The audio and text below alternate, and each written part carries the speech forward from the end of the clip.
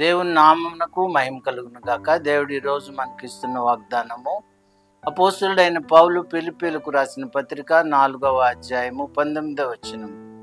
యేసు క్రీస్తు నందలి మహిమలో మీ ప్రతి అవసరము తీర్చబడును.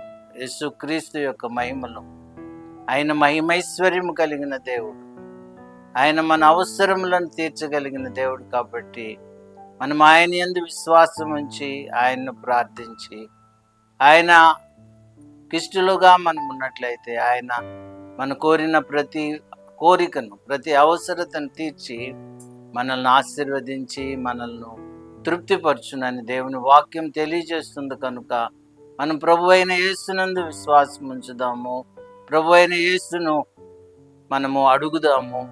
ఆయన మన సమస్త అవసరతలను తీర్చి మనకు సహాయం చేసి మనల్ని దీవించును గాక. ఆమేన్.